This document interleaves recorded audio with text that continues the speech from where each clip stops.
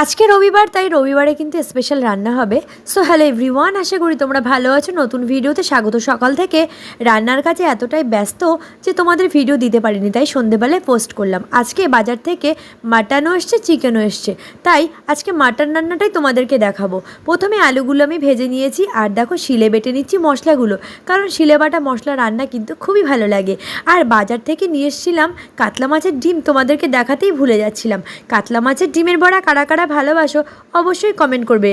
এদিকে মশলাগুলো আমার কষানো হয়ে গেছে, এর মধ্যে আমি মাটনগুলো দিয়ে দেবো। আর মাটনের সাথে কিছু আমি চর্বিও নিয়ে এসেছিলাম, কারণ এটা মামামও খেতে ভালোবাসে আর আমার ভাইও খেতে ভালোবাসে।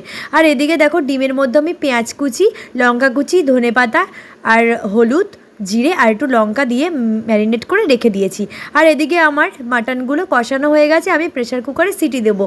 তোমরা কিন্তু এতে একটা পেঁপেও দিতে পারো, যারা প্রেশার কুকারে ইউজ করবে না তারা পেঁপে দিয়ে রান্নাটা করলে কিন্তু মাটনটা সেদ্ধ হয়ে যায়। আর এদিকে আমার তেলটা গরমও হয়ে গেছে, আর আমি এখানে কিন্তু ডিমের বড়াগুলো বানিয়ে ফেলবো। ডিমের বড়া খেতে কিন্তু আমার খুবই ভালো লাগে, তোমাদের কেমন ভালো লাগে কমেন্ট করে জানাবে আমাকে। আর ফাইনালি দেখো রান্না হয়ে গেছে এদিকে। আর আশা করি তোমাদের ভিডিওটা ভালো লেগেছে। আজকের মতন টাটা।